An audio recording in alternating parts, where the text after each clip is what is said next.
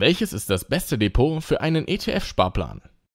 In diesem Video stellen wir dir 9 beliebte ETF-Sparplan-Depots im Vergleich gegenüber.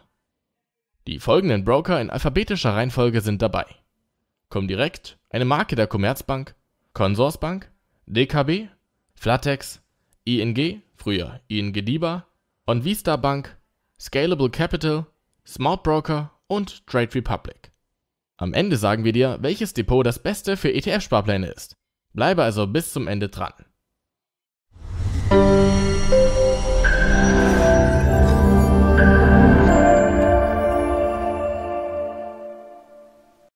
Hallo und herzlich willkommen bei Geldrat.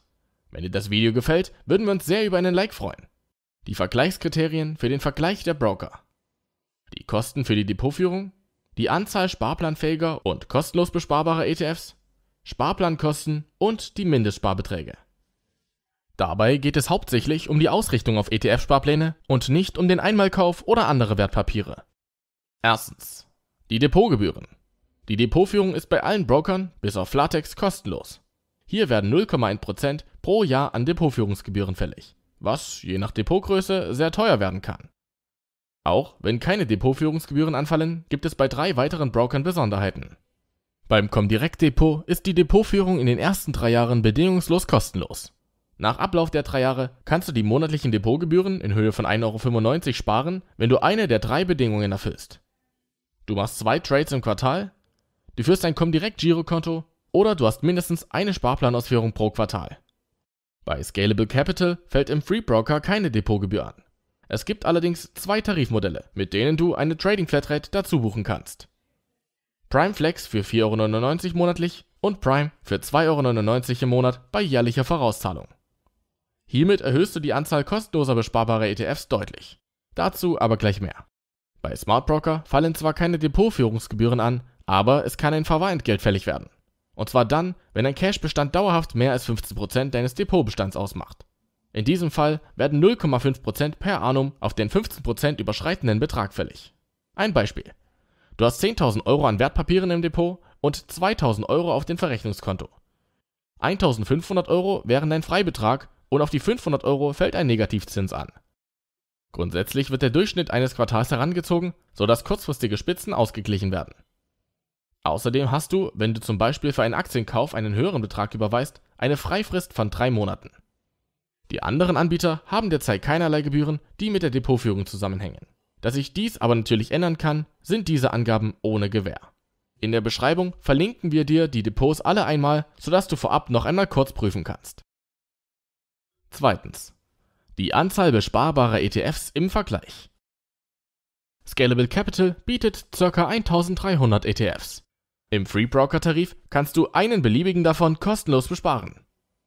Außerdem sind beliebig viele aus den 613 ETFs des Anbieters DWS Xtrackers, Invesco und iShares kostenlos besparbar. Wenn du den Prime-Tarif wählst, kannst du auch mehrere ETFs aus den gesamten 1300 ETFs ohne Ausführungskosten besparen. Bei Flatex hast du die Auswahl aus 1085 ETFs, von denen 326 ohne Ordergebühren besparbar sind. Allerdings fallen hier ATCs, die Additional Trading Costs, an. Trade Republic hat sein Angebot im Februar 2021 deutlich erweitert und bietet nun mehr als 1500 ETFs der Anbieter iShares, Xtrackers, Lyxor, WisdomTree und Amundi. Das größte Angebot in unserem Vergleich. Eine Besonderheit: alle 1500 ETFs sind gebührenfrei besparbar. Im Depot der Consorsbank kannst du 523 ETFs besparen, von denen 288 der Anbieter Amundi, Lyxor und Xtrackers sowie eine Auswahl von iShares kostenlos sind. Smart Broker bietet dir insgesamt 567 ETFs mit 277 kostenlosen von Amundi, BNP Paribas und Xtrackers. Bei ING findest du 728 ETFs, von denen 144 kostenlos besparbar sind. Bei den kostenlosen Sparplänen findest du Anbieter wie Amundi, Xtrackers, Invesco, Franklin Templeton sowie Lyxor. Comdirect bietet eine Auswahl von 610 ETFs mit 138 ETFs von Amundi, iShares, Lyxor, Franklin Templeton, Think, VanEck und Vanguard, die kostenlos besparbar sind.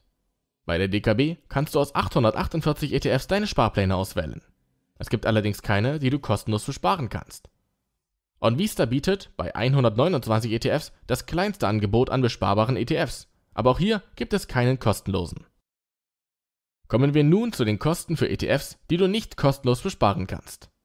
Wenn du im Scalable Capital Free Broker Tarif einen ETF aus dem kostenpflichtigen Teil gewählt hast, kostet jeder weitere ETF 99 Cent je Ausführung, egal wie hoch die Sparrate ist. Ausgenommen sind natürlich die ca. 600 kostenlosen Sparpläne. Auch bei Flatex wird ein Pauschalpreis für die Sparplanausführung berechnet. Dieser liegt bei 1,50 € zuzüglich ATC. Bei Trade Republic sind alle Sparpläne kostenlos. 0 € also. Die Consorsbank berechnet 1,5% deiner Sparrate. Bei Smartbroker fallen 0,2% der Sparrate, mindestens aber 80 Cent an. Die ING berechnet 1,75%. Bei der Comdirect sind es 1,5% je Sparplanausführung. Die Sparpläne bei der DKB kosten 1,50 € pauschal und OnVista berechnet 1 € ebenfalls pauschal.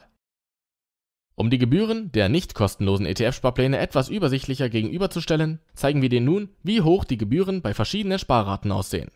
Beginnen wir mit einer Sparrate von 25 €. Bei Scalable Capital 0 € für den ersten kostenpflichtigen Sparplan oder wenn du die Flatrate gebucht hast und jeder weitere kostet 99 Cent. Bei Flatex beträgt die Mindestsparrate 50 €. Bei Trade Republic fallen keine Gebühren an. Die Consorsbank berechnet 38 Cent. Bei Smartbroker wird der Mindestbetrag von 80 Cent berechnet. Die ING berechnet 44 Cent ab. Beim Comdirect Depot kostet es 38 Cent. Die DKB bietet Sparpläne wie Flatex ab 50 € Sparrate an. Und bei OnVista geht es erst bei Sparraten von 50 € los. Bei 50 € Sparraten fallen folgende Gebühren an. Bei Scalable Capital 0 € für den ersten kostenpflichtigen Sparplan und jeder weitere kostet 99 Cent. Bei Flatex wird 1,50 € berechnet. Bei Trade Republic fallen keine Gebühren an. Die Consorsbank berechnet 75 Cent. Bei Smartbroker wird der Mindestbetrag von 80 Cent berechnet. Die ING rechnet 88 Cent ab. Beim Comdirect Depot kostet es 75 Cent. Bei der DKB werden pauschal 1,50 € fällig. Und OnVista berechnet 1 €. Weiter geht's mit einer Sparrate von 100 €. Bei Scalable Capital 0 € für den ersten kostenpflichtigen Sparplan und jeder weitere kostet 99 Cent. Bei Flatex wird 1,50 € berechnet. Bei Trade Republic fallen keine Gebühren an. Die Consorsbank berechnet 1,50 €. Bei Smartbroker wird der Mindestbetrag von 80 Cent berechnet. Die ING rechnet 1,75 € ab. Beim Comdirect Depot kostet es 1,50 €. Bei der DKB werden pauschal 1,50 € fällig und OnVista berechnet 1 €. Bei 200 € Sparrate fallen die folgenden Gebühren an. Bei Scalable Capital 0 € für den ersten kostenpflichtigen Sparplan und jeder weitere kostet 99 Cent. Bei Flatex wird 1,50 € berechnet. Bei Trade Republic fallen keine Gebühren an. Die Consorsbank berechnet 3 €. Bei Smartbroker bleibt es immer noch beim Mindestbetrag von 80 Cent. Die ING berechnet 3,50 €. Beim Comdirect Depot kostet es 3 €. Bei der DKB werden pauschal 1,50 € fällig und OnVista berechnet 1 €. Bei 500 € Sparrate fallen folgende Gebühren an. Bei Scalable Capital 0 € für den ersten kostenpflichtigen Sparplan und jeder weitere kostet 99 Cent. Bei Flatex wird 1,50 € berechnet. Bei Trade Republic fallen keine Gebühren an. Die Consorsbank berechnet 7,50 €. Bei Smartbroker wird 1 € berechnet. Die ING ist hier mit 8,75 € am teuersten. Beim Comdirect Depot kostet es 7,50 €. Bei der DKB werden pauschal 1,50 € fällig und OnVista berechnet 1 €. Bei 1000 € Sparrate fallen die folgenden Gebühren an. Bei Scalable Capital 0 € für den ersten kostenpflichtigen Sparplan und jeder weitere kostet 99 Cent. Bei Flatex wird 1,50 € berechnet. Bei Trade Republic fallen keine Gebühren an. Die Consorsbank berechnet 15 €. Bei Smartbroker wird 2 € berechnet. Die ING ist hier mit 17,50 € am teuersten. Beim Comdirect Depot kostet es 15 €. Bei der DKB werden pauschal 1,50 € fällig und OnVista bietet keine Sparpläne in dieser Höhe an. Und auch eine Mindestsparsumme für Sparpläne kann, je nachdem wie hoch dein Budget ist, ein entscheidendes Kriterium sein. Und die liegen bei den Brokern in unserem Depotvergleich wie folgt. Scalable Capital 25 €, Flatex 50 €, Trade Republic 10 €, Consorsbank 25 €, Smartbroker 25 €, ING 25 €, Comdirect 25 €, DKB 50 € und OnVista 50 €. Welches ETF-Depot ist das beste? Dieser Depotvergleich soll helfen, den besten Broker für dich zu finden, wenn du hauptsächlich in ETFs investieren möchtest. Unsere Empfehlung ist für diesen Fall ganz klar Trade Republic. Hier hast du mit mehr als 1500 ETFs die größte Auswahl kostenlos besparbare ETF-Sparpläne namenhafter Anbieter und sogar alle kostenlos. Das bietet kein anderer Broker. Außerdem bietet Trade Republic mit einer Mindestsparrate von nur 10 Euro die größte Flexibilität, auch bei kleinem Budget. Einen Link zu Trade Republic findest du unten in der Beschreibung.